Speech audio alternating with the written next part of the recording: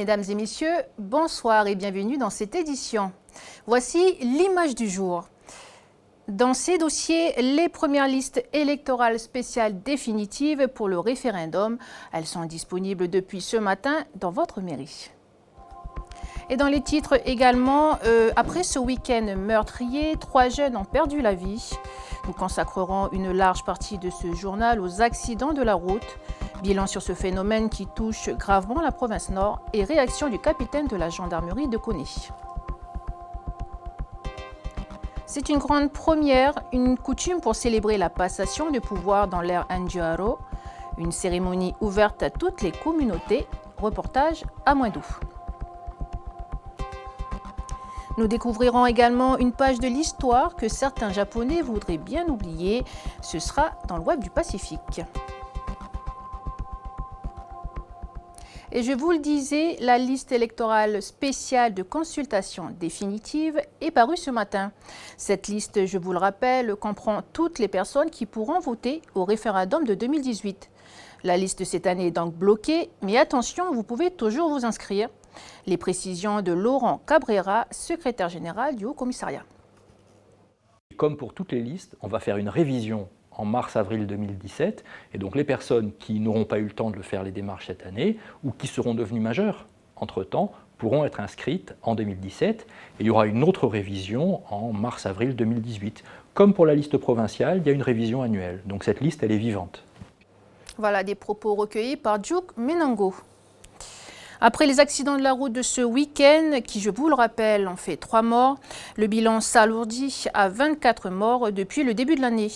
Le mois de juillet étant le plus meurtrier avec 7 morts. Les causes de ces accidents, l'alcool, la vitesse, mais aussi le non-port de la ceinture de sécurité. Explication avec Aurélie Chiron et Océane Zobler. Des accidents causés à 90% par l'alcool et les stupéfiants, 60% par la vitesse et 40% en l'absence de permis de conduire. Notons aussi que 85% des usagers décédés ne portent pas la ceinture de sécurité, des victimes de la route âgées de 25 à 34 ans. Fait marquant, contrairement à l'année dernière, plus de la moitié des accidents mortels se sont produits en province Nord. Depuis 2012, le nombre de morts sur les routes est aléatoire en Nouvelle-Calédonie. On compte 17 personnes décédées en 2013 contre 38 en 2014. En 2015, c'est moins 20% avec 25 personnes qui ont perdu la vie sur les routes. Cette année, à la même période, le pays est pratiquement au même point avec 23 morts. La Nouvelle-Calédonie reste néanmoins un des pays où les routes sont les plus meurtrières, avec en moyenne 24 accidents mortels pour 100 000 habitants contre 7,8 en métropole. Vous l'avez entendu, plus de la moitié des accidents en province Nord. Alors comment expliquer ce triste bilan en province Nord? Quels sont les moyens mis en place pour lutter contre la délinquance routière? Le commandant Ludovic Lenné de la gendarmerie de Koné répond aux questions d'Aurélie Chiron. C'est l'invité du jour.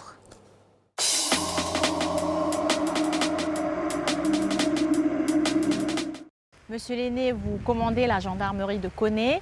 Il y a eu ce week-end encore un accident mortel à la tribu de Boyenne. Le nombre de morts sur nos routes est aujourd'hui à 24 morts. Pourquoi autant de morts sur les routes? Je constate comme vous et je déplore comme vous ce constat tragique. Encore des morts, toujours des morts sur la route. Effectivement, le chiffre cette année est déplorable. Rien que pour la compagnie de Koné que je commande, nous sommes déjà à 10 morts.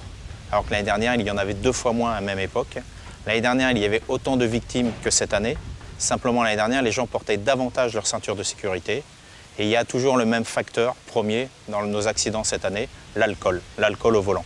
Vous l'avez dit, les Calédoniens ne portent pas leur ceinture de sécurité. Pourquoi? Je ne sais pas pourquoi ils ne portent pas leur ceinture de sécurité.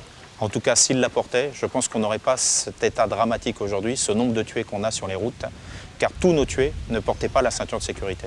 Cette année, nous constatons que les morts, il y en a de plus en plus sur nos routes en province Nord. Pourquoi est-ce qu'il y a autant de morts en province Nord? Effectivement, nous sommes déjà à 13 morts sur les routes de la province Nord, dont 10 pour la seule compagnie de Koné. C'est énorme. Pourquoi? Je ne me l'explique pas. L'année dernière, c'était essentiellement sur la route territoriale numéro 1, sur la RT1, que nous constations les accidents. Cette année, c'est surtout sur les routes des tribus. Donc c'est au plus près de chez eux que les gens se tuent cette année. Ils sont alcoolisés, ils ne portent pas la ceinture. Le deuxième accident mortel donc, de ce week-end Il y avait 8 personnes dans un pick-up, un conducteur, 7 passagers. Le pick-up est sorti de la route. Le résultat est dramatique. Cette année, par rapport à ce chiffre déplorable de morts sur la route, est-ce que la stratégie au niveau terrain, au niveau répression va changer? La stratégie, elle est simple, intensification des contrôles, jusqu'à ce que les gens comprennent. Comprennent quoi? L'intérêt de porter la ceinture. Je préférerais qu'ils le fassent d'eux-mêmes, plutôt que ce soit par des contrôles renforcés. Mais force est de constater que c'est par les contrôles que les gens comprennent la nécessité de s'attacher. Qu'est-ce que les gens risquent à rouler en état alcoolisé et sans permis de conduire? Mais ils risquent pour l'instant des amendes, ils risquent pour l'instant des condamnations. Pas encore malheureusement la confiscation du véhicule. La commune de Koné travaille actuellement sur un projet de fourrière. On espère qu'il arrivera au second semestre de cette année, donc on espère bientôt. Une fois que la fourrière sera ouverte, ils auront la saisie, l'immobilisation du véhicule. Est-ce que vous avez un projet d'installer des radars automatiques?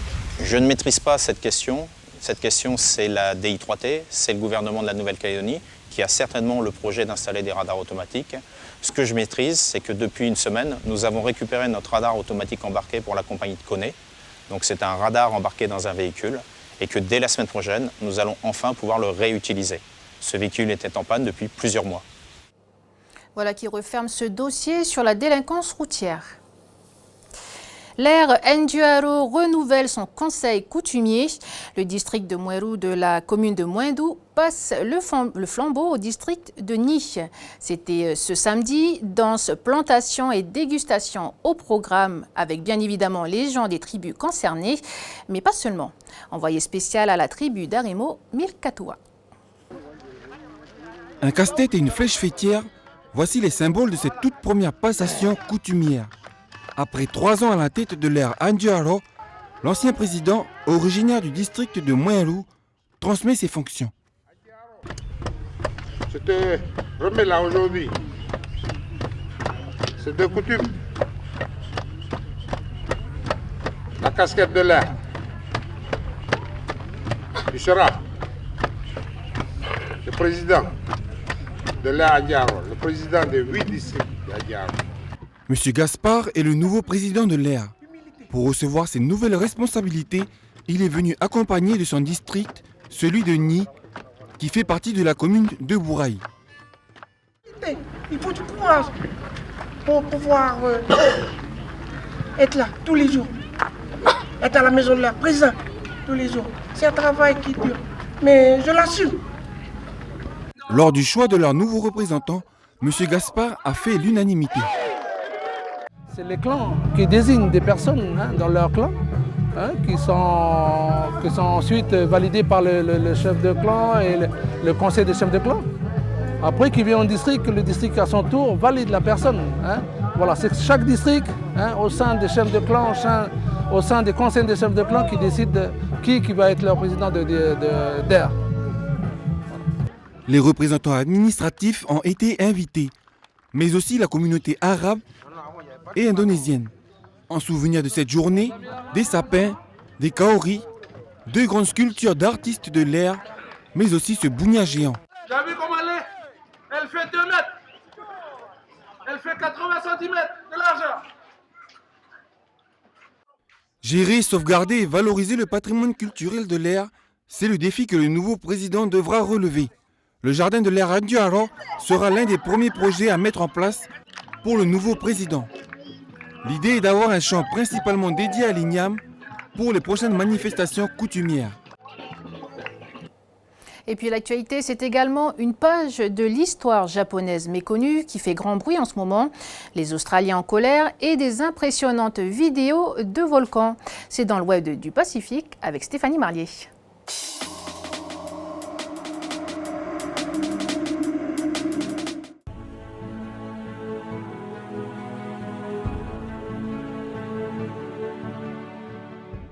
Des femmes d'origine asiatique, essentiellement sud-coréenne, ont été enrôlées de force dans les bordels de l'armée impériale japonaise durant la Seconde Guerre mondiale. C'est une partie de l'histoire japonaise méconnue.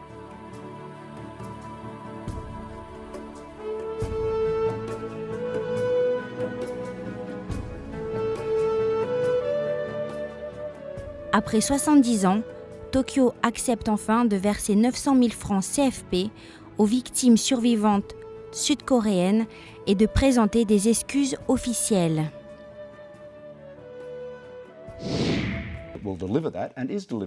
Voilà ce que l'on pouvait voir ce week-end. Des manifestations dans plusieurs grandes villes australiennes suite à la diffusion d'images montrant des scènes de torture et de violence dans une prison pour mineurs, principalement aborigènes. Incompréhension par rapport à la décision du Premier ministre Malcolm Turnbull qui lance une enquête uniquement sur le centre de détention de Downdale au lieu de le faire pour le reste du pays.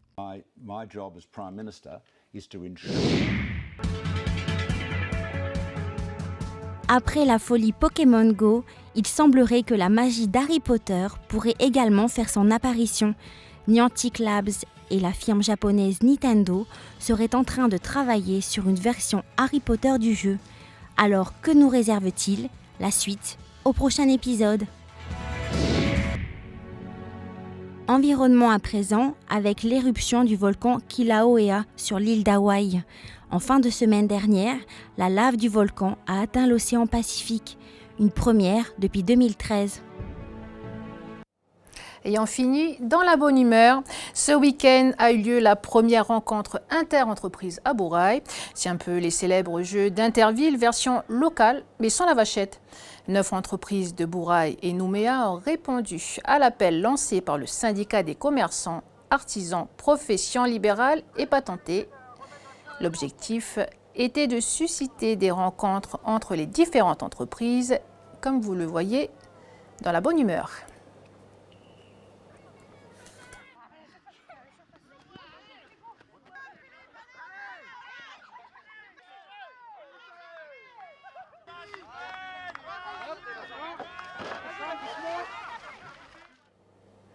Et tout de suite, Chloé testera pour nous le chant lyrique et puis on retrouvera la météo. Et puis comme tous les lundis, Jamie Waimo vous attend sur le plateau de la Case des Sports. Alors Jamie, qu'est-ce que tu nous prépares pour ce soir ? Bonsoir Falaï et bonsoir à tous. Alors au menu de cette Case des Sports, on va parler bien évidemment des Jeux Olympiques. Ça commence en fin de semaine, vendredi pour être plus précis, du 5 août au 21 août prochain. Ça sera à Rio au Brésil. Avec nous ce soir sur le plateau pour parler de cette grande compétition la plus prestigieuse pour des sportifs. Frédéric Hérin, champion de France en 2012 de 100 longueur. Et aussi Prosper Poigrou qui va nous parler d'un saut, pas d'un saut en longueur, mais plutôt d'un saut qui a été effectué sans parachute. Je n'en dis pas plus et je vous dis à tout à l'heure. Voilà, à tout à l'heure Jimmy. Vous le retrouverez demain à cette même place. Voilà, c'est ainsi que s'achève cette édition. Merci de nous avoir suivis. Excellente soirée à vous.